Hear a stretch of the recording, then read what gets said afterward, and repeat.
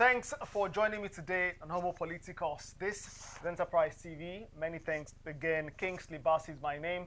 Well, let's get into something very critical. A very critical conversation today, and it borders on global security, and not just security in Nigeria, but global security. Well, just a few days ago, allegations of United States taxpayer money funding terrorist organizations across the globe have sent shockwaves, or did send shockwaves, through Washington and indeed Nigeria. In fact, United States Congressman Scott Perry accused the United States organization of financially supporting extremist groups, including Boko Haram, Al-Qaeda, and the rest. Now, these claims, made during the inaugural hearing of the Subcommittee on Delivering on Government Efficiency, have sparked intense debate over government oversight and foreign support as well. On this show today, we would be discussing these accusations and the implications for Nigeria, Nigeria's territorial integrity and safety of Nigerians, as well as global security. I'm joined today by investigative journalist David Hudain. David, thank you so much for making time to be on the program today. Thank you for having me. Appreciate your time. Kingsley Bass is mine. Let's get down to the nitty-gritty, to the crux of the matter, which is that allegation. Well, social media has gone, at least in Nigerian social media space, has gone, if you like, agog, as we say, since this video dropped, and there have been several persons sharing that and conversations around this, including other platforms aside social media. Well, David, Congressman Perry's allegations are quite serious, very serious, especially from a Nigerian point of view. What was your initial thoughts to these claims? I know it's not the first time. As a matter of fact, you were one of those who shared this on social media and further, talked about this. Do you believe there is credible evidence to support these accusations by Congressman Perry against United States organization? Right. So the accusation was made against the United States Agency for International Development, USAID, and yes, I mean, anyone who hasn't been living under a rock at this point is familiar with the work of people like Mike Benz, for example. He used to be a staff member at the State Department, and he has done a lot of work in the past few years, basically analyzing the role of the State Department, USAID, and CIA in sort of basically running the world, or the US empire, as he calls it. And I think there's also enough documentation in existence that shows that what he's saying is not just things he pulled out of his imagination, that USAID essentially functions as a slush fund or a piggy bank for foreign intelligence and foreign influence operations by the American secret state. And one of the what's the word I'm looking for now? One of the tentacles, if you like, that this huge secret state monster has is the ability to incite unrest around the world. So you don't even have to look very far. This is on official public record. During the Cold War, when the US was at war with the Russians, but it wasn't a direct war, and they fought proxy wars all over the world. One of the proxy wars they fought was in a place called Afghanistan, where the US created and funded a group of fighters who were then known as the Mujahideen, who you might now know as the Taliban, right? Those were created by the US to fight the Russians in Afghanistan. That's typically how US foreign policy works. Osama bin Laden, as I'm sure you're aware, was a CIA asset. He was a trained CIA agent. His purpose was to fight Russian influence in his parts of the world. And then later on, when he was no longer useful to the US, and then he had a disagreement with them, then he became a terrorist. So this is the way the US deals with problems, or deals with what it considers to be problems connected to losing its influence around the world. It incites crises in those places. It's done the same in Latin America. For example, the so-called Sandinistas in I think that was Nicaragua, where Basically, the CIA funded and guided the creation of death squads, supposedly for the purpose of fighting communism. You know, and the same thing has been done. Same thing has been done in Africa as well, where, if you recall, throughout the era where there were independence movements and independence wars taking place, particularly across Central and Southern Africa, these sort of counter-revolutionary entities which sprung up out of nowhere and were very heavily funded and heavily armed, they've all been tied to American activity and influence in the region. So again, you don't even have to, you don't need to take this thing as an article of faith or something, because it's something which is very extensively documented on public record. This is something you can go to university and learn. In international relations, the US has a very extensive record of fomenting and inciting crisis in other people's countries and funding armed rebellions and terrorism in other people's countries. It's a normal and accepted part of their foreign policy. Dave, you've just established something, and well, aside from our President Goodluck Jonathan, no who directly spoke to a possible political interference in the 2015 elections by the then Barack Obama administration. Aside that, we've had two administrations replace Goodluck Jonathan. We've had the Muhammadu Buhari and now the Bola Tinubu administration. If this was a known fact, well documented, as you said, it's in the public domain. We have, permit me to say, a very good, robust intelligence agency in Nigeria. Why has that been difficult? Why has things been difficult in terms of tracking down, these funds, tracking down, getting to know this basic information as you've put things today?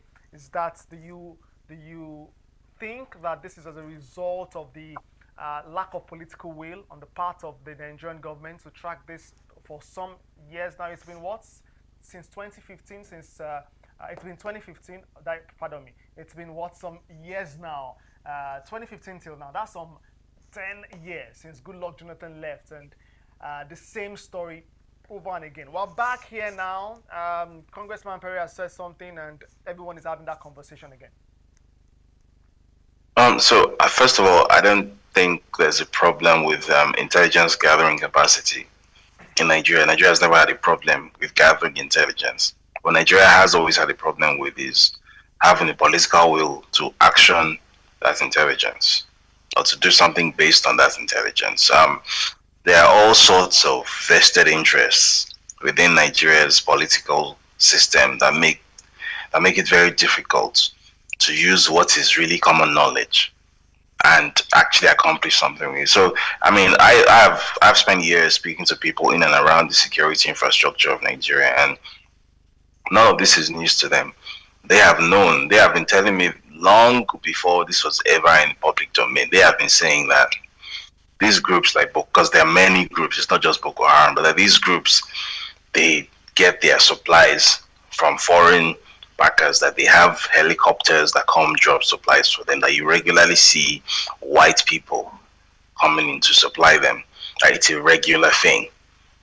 Right, so, and this is not just in Nigeria, this is also across the Sahel region as well. David, so it's in Nigeria. The Chief of Defense Staff granted an interview recently, and not to a Nigerian media platform, but an international media platform, and was speaking about this funding problem for terrorists in Nigeria. And it sounded like he's not well informed as to those responsible for this funding.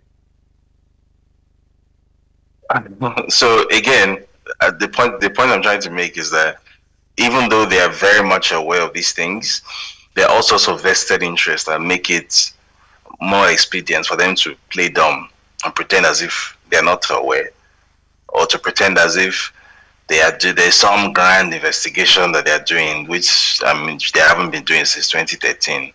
I mean, these things have been known for well over a decade. Right? If you don't even have to have your ear to the ground. All you need to do is just look at the timeline and just examine how January 2009 we had never heard of the concept of terrorism in Nigeria. And then all of a sudden, by December, 2011, it was an everyday headline. So in the space of just 2 years, we went from complete cold zero to 100 in terms of, and then we started seeing suicide bombings and things like that. And from where to where? Clearly this wasn't something which was just completely 100% organic and local, because there would have been a pattern for it. This was something which has been incubating and has been externally funded and supported.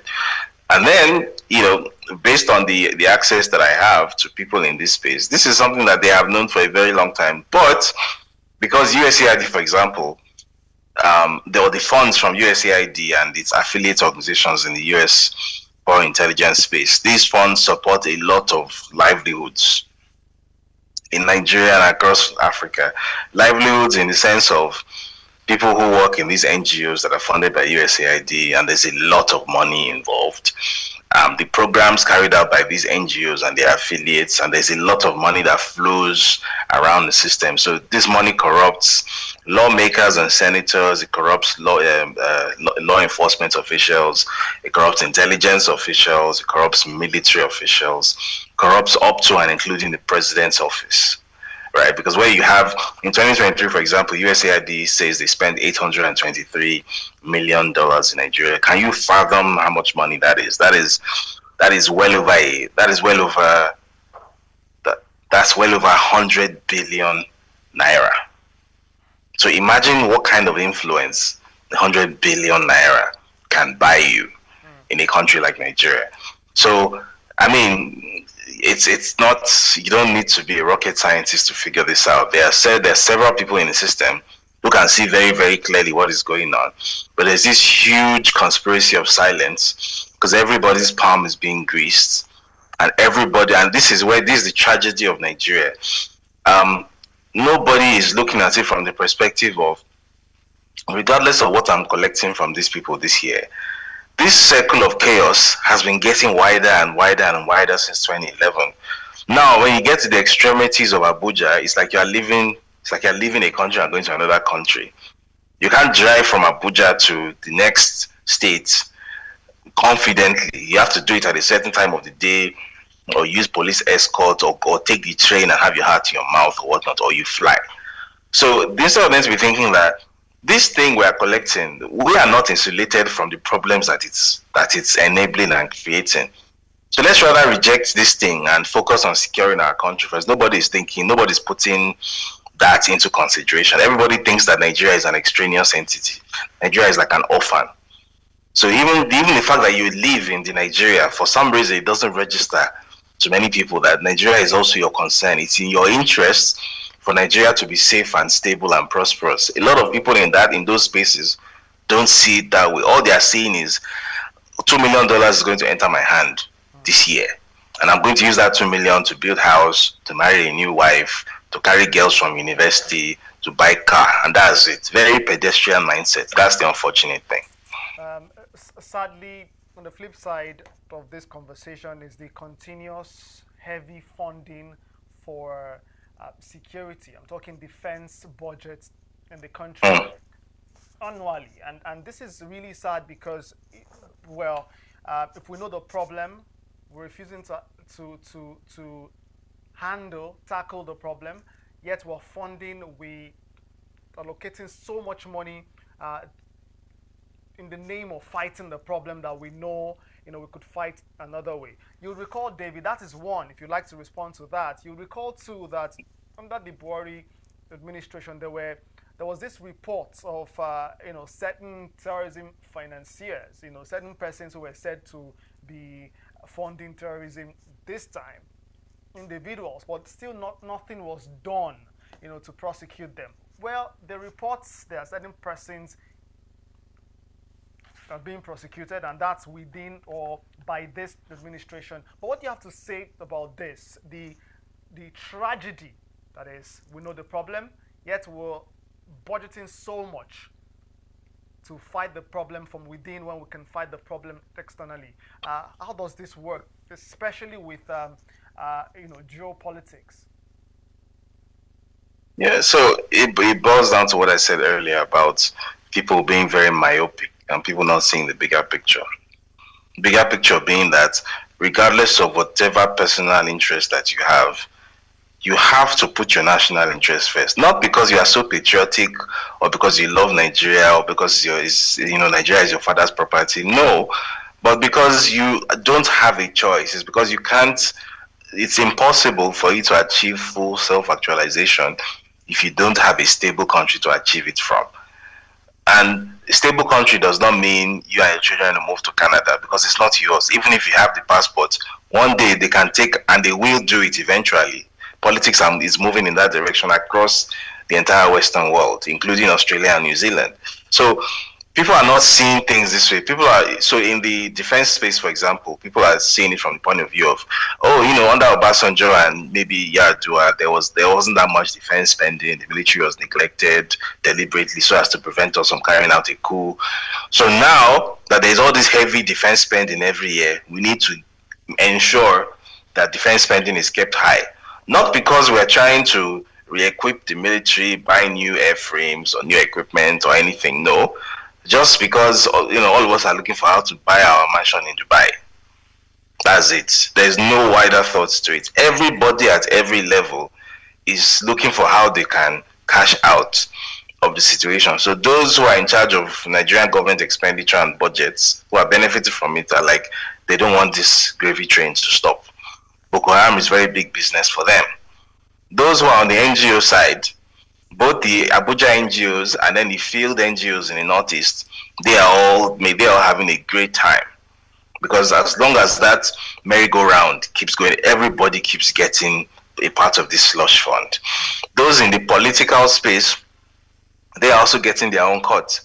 Because a lot of people don't know this. The NGO sector is very heavily intertwined with the political space in Nigeria, and a lot of NGO money, which is American money, goes into the pockets of people in the political space in Nigeria. A lot of it. So those ones are also incentivized to, at the very least, keep quiet or even actively, take part in the active destruction of their country in front of their eyes. Everybody, whether by silence or by active collusion, is playing a role in dismantling their own country and dismantling their own future and their own children's future. Because the only thing anybody can see is, next year I want to pay school fees for my child. Next year I want to buy a Range Rover. My mate bought house in Dubai last year. I want to buy a bigger one next year. That's all anybody can see. David, this conversation about non-governmental organizations, this has been debated for quite some time, with lots of persons saying, there are those who, they're doing well in terms of helping communities, local, rural communities, survive, help them develop, especially with displaced persons and the rest.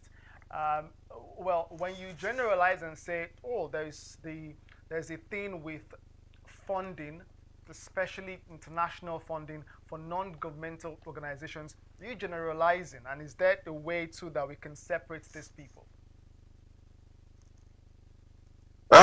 Yeah. So you can definitely. It's very easy to separate the so-called NGO babies from people who are actually trying to do real work. And it's so the first thing obviously is compare the lifestyle.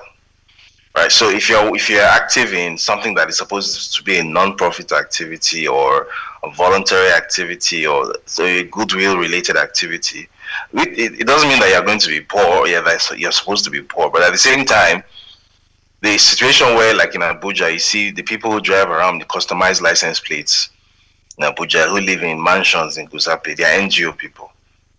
Why should the visual reference for opulent lifestyles be people in non-profit sector?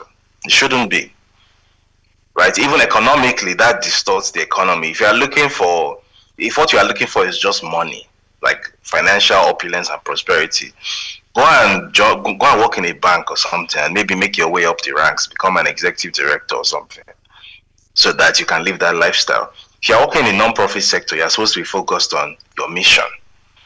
Right? So what you see in Abuja, you can comfortably write off 95% of them as being part of this fraudulent NGO ecosystem.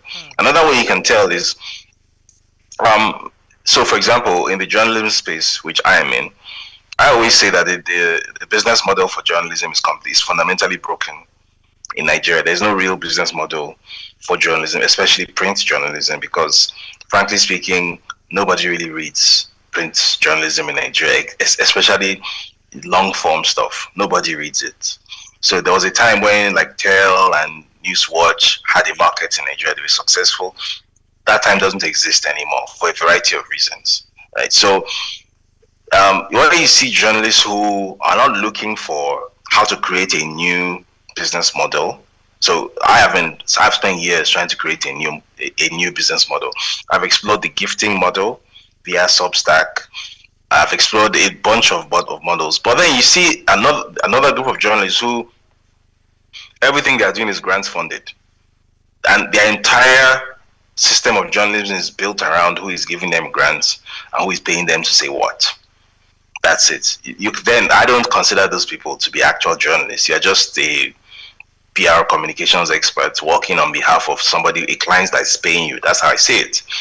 Because in the famous words which we all grew up hearing, journalism is printing what somebody doesn't want printed, and everything else is public relations, right? So if what you call journalism is entirely focused and shaped around who is providing you this $1,000, $2,000 grant, whether it's Pulitzer Center or CDD or all this multiplicity of USAID funded organizations, MacArthur or SIWA, then at the end of the day, what you are doing is not journalism, right? So it's actually not very hard to tell who is engaged in real work, even within the NGO sector itself, and then who is just there to collect American funds and live large. It's always very easy to tell. Because of time, we've got to go, right? Well, solutions, right? For many Nigerians, I'm talking millions of Nigerians, solutions. How should the Nigerian government, I mean, it's a basic question, pardon me, but then these questions we need to pop, right? How should the Nigerian government respond to these claims, right? There have been talks here, there have been talks there, but how exactly, and I'm not talking releasing statements, how should the Nigerian government decisively move forward, respond to these claims? If the United States congressman is alleging this and documents, abound showing this same fact, how then should a sovereign government, a sovereign nation respond, David? So how Nigeria should respond is that, first of all, every NGO which has been affiliated with USAID, which has accepted money from USAID over the past 10 years, should be provisionally suspended, should be audited heavily. That's what should be happening right now. That's the conversation that should be happening right now. Anything which is linked to USAID or to American funding financially over the past 10 to 14, 15 years should be undergoing an audit by the NFIU and the FCC right now. That's what should be happening. Because if you're looking for how to answer the question, how has Boko Haram been getting all this fantastic funding and logistical support, that is where the answer lies. It's through some of these NGOs. Right, because hundreds of millions of dollars have flowed through these NGOs, these quiet, unheard of NGOs that you and I haven't even heard of, that operate in the Northeast and in Northwest. And coincidentally, as that money was flowing, these terrorists have been benefiting. And you cannot see what these NGOs do. You cannot see what their impact is. So really, all you need to do is just put two and two together. So if I were the government, that's what would be happening right now. All of them would be passing through an audit. And when I say audits, I don't mean NGO audits where everybody goes and they forge up all the documents they need to create their report and send it to the funder. Yeah, so what I was saying was that